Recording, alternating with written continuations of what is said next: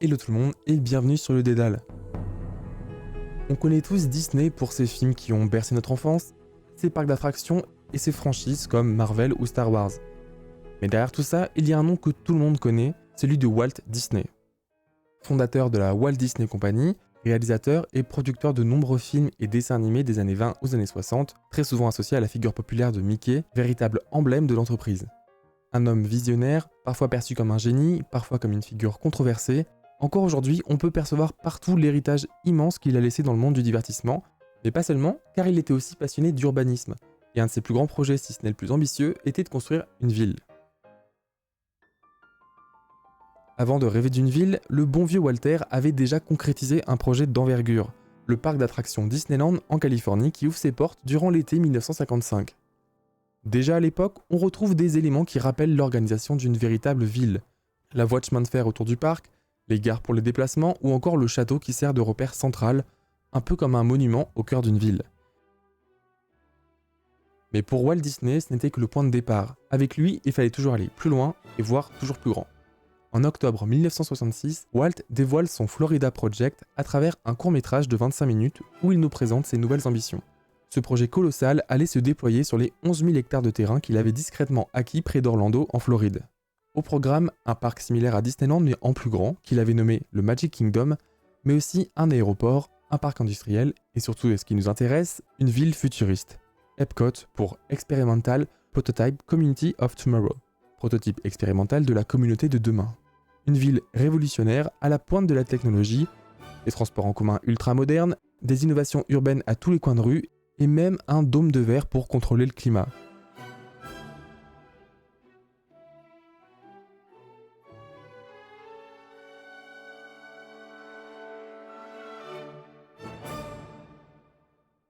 C'est vrai qu'en y regardant bien, on frôle un peu l'utopie urbaine.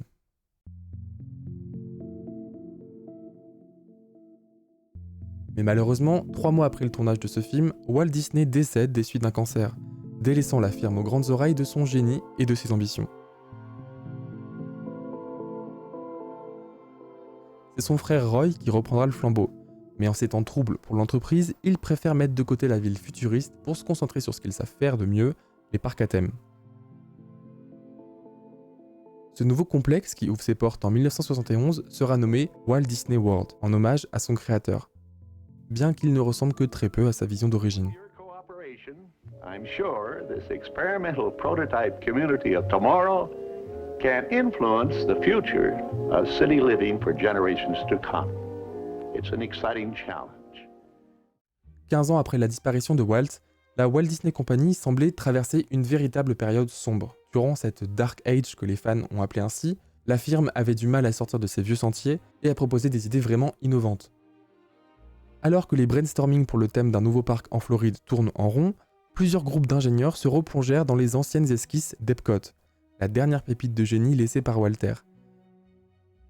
Mais très vite, un désaccord divisa les équipes. D'un côté, certains défendaient un Epcot centré sur le futurisme et les technologies de pointe. De l'autre, une partie préférait un parc mettant en valeur l'architecture et la culture internationale.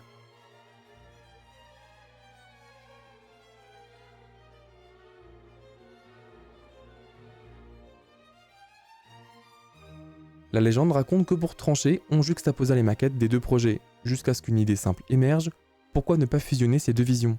C'est ainsi qu'est né l'Epcot que nous connaissons aujourd'hui, avec un pôle dédié à la technologie et un autre à la culture mondiale.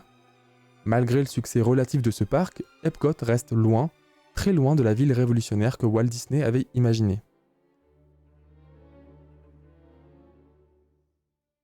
Mais alors, qu'en est-il de la véritable ville ? Avec la mort de Walt Disney, le rêve urbain semble s'éloigner de plus en plus. Mais rassurez-vous, on y arrive. En 1984, Michael Eisner, tout nouveau PDG de la Walt Disney Company, lance plusieurs projets d'extension à Disney World, notamment la création du parc Disney MGM Studios, qui deviendra plus tard le Hollywood Studio. Parallèlement, il se replonge dans l'idée de construire une ville. Il remarque que un tiers du terrain au sud de Disney World est inexploitable pour l'agrandissement du complexe, car traversé par une autoroute. Pourtant, il reste encore suffisamment d'espace pour envisager la construction de cette ville. Mais fallait-il vraiment reprendre au pied de la lettre les esquisses de Walter ? Pas si sûr. À l'époque où Walt Disney avait dessiné Epcot, nous étions en plein cœur des 30 Glorieuses. La maîtrise du béton, de l'acier et du verre avait favorisé l'essor du style international aux États-Unis.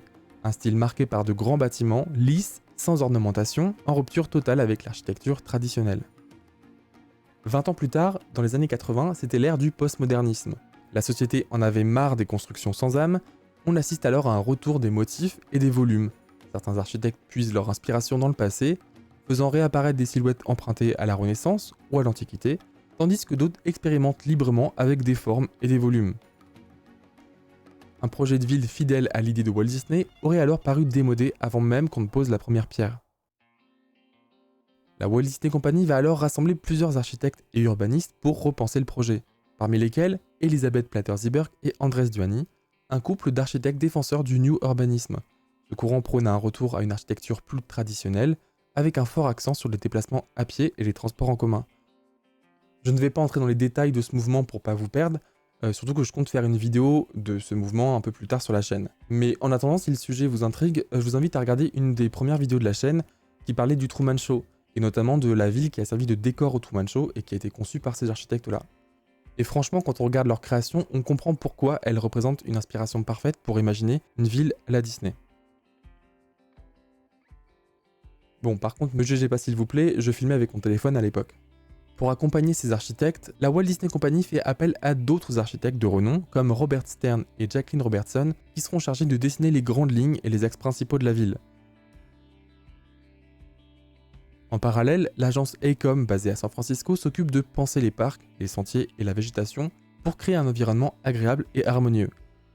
De leur côté, les équipes d'Urban Design Associates à Pittsburgh étudient l'architecture américaine des 100 dernières années pour s'en inspirer et imaginer les bâtiments qui composeront cette nouvelle ville.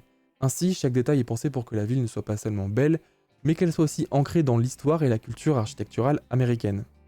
Les travaux débutent au début des années 90, on commence par terrasser une zone d'environ 1 km² pour préparer l'emplacement de la ville, et à creuser un lac artificiel qui deviendra un élément central du paysage. Par chance, et je mets des gros guillemets à chance parce qu'on connaît bien Disney et leur flair, l'État de Floride avait un projet de prolongement de la route 417, provenant de l'aéroport d'Orlando vers l'autoroute 4. Ce tracé devait se passer sur les terrains détenus par Disney, qui en profite alors pour reprendre le contrôle et décider de son tracé. Une première branche est prolongée jusqu'à Disney World, tandis qu'une seconde passe tout près de la ville en construction. Ce réseau routier servira de base pour tracer les grands axes de la future ville. Même si la fondation remonte à 1994, la ville ouvrira officiellement ses portes le 4 juillet 1996 pour la célébration de la fête nationale, ce qui inspirera sans doute son nom, Célébration, ou Celebration pour les Américains. Cette ville est conçue comme un modèle de communauté, où chaque détail est pensé pour favoriser une vie en harmonie, tant avec la nature qu'avec les voisins. L'architecture mêle habilement style traditionnel américain, victorien et méditerranéen.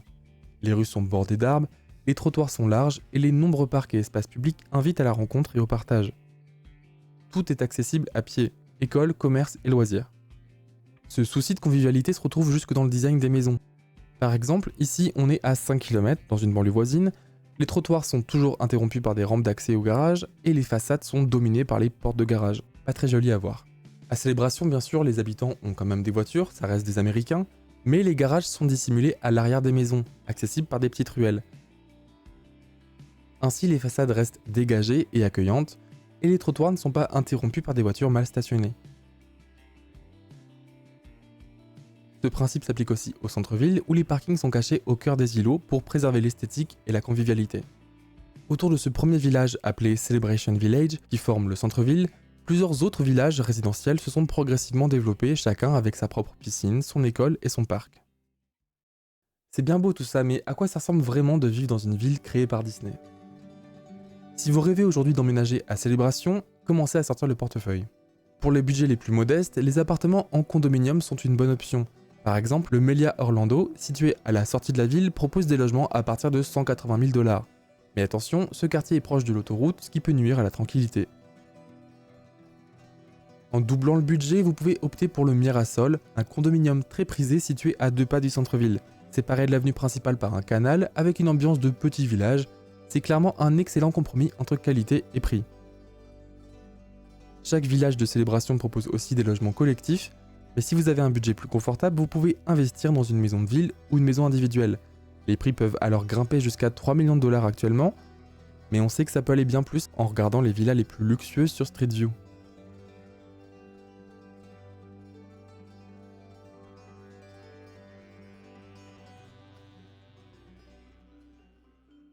Bon, maintenant que vous avez choisi votre maison, vous vous êtes engagé pendant 30 ans sur un crédit, le pire devrait être passé. Mais non, comptez sur Disney pour toujours vous demander plus d'argent. Une fois installé, il faudra prendre en compte les taxes locales spécifiques à Célébration, et il en existe 3 types. Le CDD, Community Development District, qui finance les infrastructures et l'entretien de la ville, les routes, l'éclairage, les trottoirs et même les systèmes anti-moustiques durant l'été. Cette taxe fonctionne un peu comme une dette remboursable sur le long terme, mais elle ne disparaît jamais vraiment puisqu'elle inclut aussi l'entretien et les nouvelles infrastructures qui sont rajoutées chaque année. Puis il y a aussi l'association de propriétaires qui demande environ 200 $ par an. C'est elle qui veille au respect des règles architecturales et qui décide de ce qui est autorisé ou non dans la communauté, comme la couleur des peintures des volets ou l'installation d'un trampoline dans un jardin. Et enfin, selon le quartier où vous habiterez, des frais supplémentaires peuvent s'ajouter pour l'entretien des parties communes. Par exemple, certains quartiers réputés pour leurs rosiers incluent dans leur charge le salaire du jardinier chargé de l'entretien, sans possibilité de refus, sous peine de sanction, y compris la perte de la propriété. Pourquoi autant de frais, vous allez me dire? Eh bien parce que Célébration n'est pas vraiment une ville, elle ne reçoit quasiment aucune subvention publique. C'est le principe des communautés non intégrées qui sont une particularité de l'urbanisme américain. Ici, on ne retrouve pas de maire, mais un town manager qui est désigné par la compagnie propriétaire. C'est un peu comme si vous viviez dans un hôtel Disney à grande échelle. Ces taxes sont donc un équivalent des impôts qui permettent de financer le fonctionnement de la ville comme une ville normale. Pour les familles, Célébration offre une école publique située dans le village principal, avec des méthodes pédagogiques innovantes et un ratio élevé d'enseignants par élève, qui va de la maternelle au collège. On y trouve aussi un lycée à l'ouest de la ville, ainsi que plusieurs écoles privées réparties dans les différents quartiers.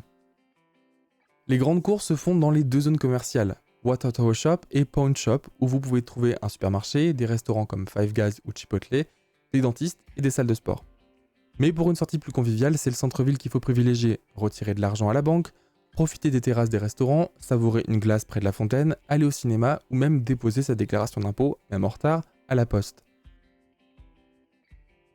Vous pourrez ensuite vous balader autour du lac principal, puis emprunter l'un des 40 km de sentiers naturels qui relient les quartiers entre eux. Sur votre chemin, il n'est pas rare de croiser des biches, des ratons laveurs, voire des alligators dans les étangs. Et oui, il faut pas oublier qu'on est en Floride. Si vous avez un accident ou une urgence, pas de panique, le Advent Health Hospital, situé au nord de la ville, est équipé des dernières technologies médicales pour vous soigner rapidement. À première vue, Célébration semble tout droit sorti d'un conte de fées urbain, mais si on gratte un peu la couche de paillettes à la surface, on se rend compte d'une réalité bien plus contrastée.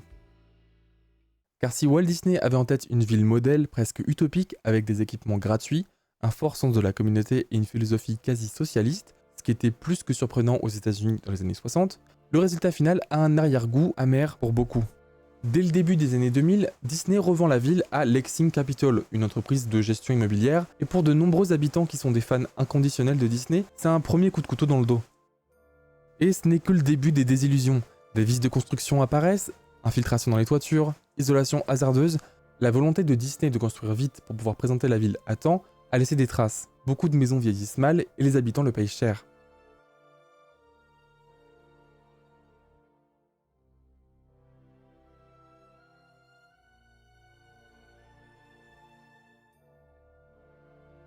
Célébration revendiquait aussi dès le départ un idéal d'inclusion sociale.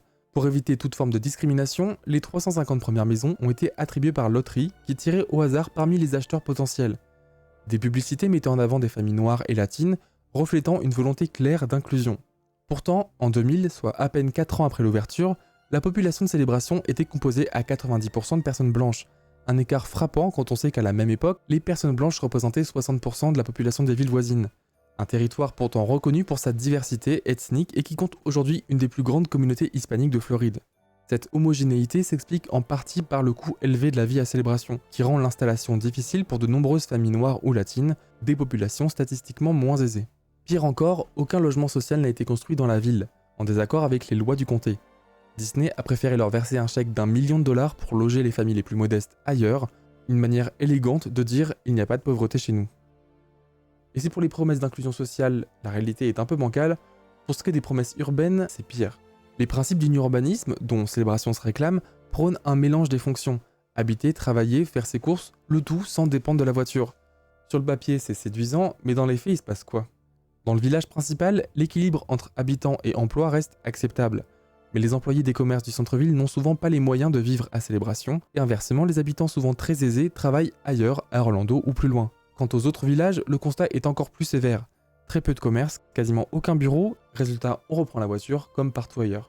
Un témoignage emblématique vient de la famille Franz Collins qui a écrit un livre sur leur installation à Célébration. Ils y décrivent un environnement très uniforme, avec une communauté presque exclusivement blanche, et une ambiance de façade où les relations de voisinage semblent forcées. Ne pas venir au dernier barbecue serait presque un motif d'exclusion sociale. Il raconte aussi quelques détails troublants, des fenêtres qui donnent sur rien, des faux carreaux peints pour donner l'illusion d'une pièce depuis l'extérieur. Est-ce que Disney a vraiment été incapable de construire une ville qui ressemble pas à un parc d'attractions? Toutes ces bizarreries ont fini par alimenter des rumeurs de plus en plus folles. Certains disent qu'on payait des gens pour promener leurs chiens dans les rues, qu'un code vestimentaire strict était imposé aux habitants, ou même qu'une centrale nucléaire secrète était cachée sous la ville. Évidemment, rien de tout cela n'est vrai, mais ces histoires en disent long sur la perception des Américains sur Célébration. Loin de l'idéal promis de la ville parfaite, elle ressemble de plus en plus à un produit marketing soigneusement mis en scène. Une autre rumeur, cette fois bien réelle, illustre encore mieux ce glissement. Lorsqu'une famille a intenté un procès après la noyade d'un proche dans le lac Célébration, les avocats de la firme auraient répliqué « Non, c'est le lac Célébration de Disney ». Comme si, même face à un drame, il fallait rappeler que tout ici, même un lac, est une propriété estampillée Disney. La ville, initialement présentée comme un modèle de communauté inclusive et de diversité, a rapidement dérivé vers une autre réalité. Célébration est aujourd'hui à la fois une gated community, une communauté fermée pensée par les riches et pour les riches, et une cité dortoir où les habitants prennent chaque matin leur voiture pour aller au travail. Et quand on y réfléchit un petit peu, un lac artificiel, un terrain de golf gigantesque, c'est sans doute pas les premiers éléments auxquels on pense quand on cherche à concevoir une ville en harmonie avec son environnement naturel. Au fond, les principes du urbanisme ont sans doute été présents au moment de la conception, portés par une certaine bonne volonté, mais très vite Célébration est devenue la caricature d'elle-même, un lieu où l'esthétique prime sur la réalité fonctionnelle, quitte à verser dans le pastiche ou le faux. Une ville qui, ironiquement, ressemble davantage au décor du Truman Show qu'à un espace de vie authentique. Cela dit, malgré ses imperfections, Célébration reste un lieu de passage pour les fans de Disney World. Son esthétique vintage continue de séduire et évoque un cadre de vie paisible, même si les critiques ne manquent pas. D'ailleurs, l'expérience a été répliquée en France, avec Val d'Europe, une communauté d'agglomération située à proximité de Disneyland Paris. Au cœur du projet, on trouve le centre commercial de Val d'Europe avec des habitations plus denses, mais aussi des villes comme Chessy, Magny-le-Hongre ou Céris, dont la population a décuplé dans les 10 ans qui ont suivi l'ouverture du parc. L'économie de Val d'Europe repose quasiment exclusivement sur le grand centre commercial et sur sa proximité directe avec Disneyland. Là aussi, on retrouve les mêmes logiques de ville dortoir avec des prix élevés qui la rendent peu accessible à tous. En explorant Google Earth pour préparer cette vidéo, j'ai découvert qu'en 2020, un nouveau quartier appelé Island Village est apparu au sud-ouest de Célébration. Il a sa propre école, quelques commerces, une piscine communautaire et presque toutes les maisons ont déjà été vendues. Juste à côté, un grand terrain vague semble annoncer l'arrivée d'un nouveau quartier encore plus grand, le Big Island Village, la phase 2 du projet. Au vu de la forme, 2 ailes autour d'une route centrale, on peut imaginer qu'ils reprennent les codes du premier village. Mais honnêtement, je serais pas surpris que les mêmes problématiques se posent. En tant que fan de Disney, personnellement, je suis mitigé, parce que j'aimerais beaucoup voir ça de mes propres yeux, mais en connaissant la réalité, je sais plus vraiment si j'ai envie d'y aller. S'il y a des gens parmi vous qui ont déjà visité Célébration ou Val d'Europe, ou qui habitent à Val d'Europe, je serais très curieux d'avoir votre retour par rapport à ça, et pour les autres, je serais aussi très curieux d'avoir votre avis dans les commentaires. Sur ce, merci d'avoir suivi cette vidéo jusqu'au bout, et on se retrouve très bientôt sur le Dédale pour une nouvelle vidéo.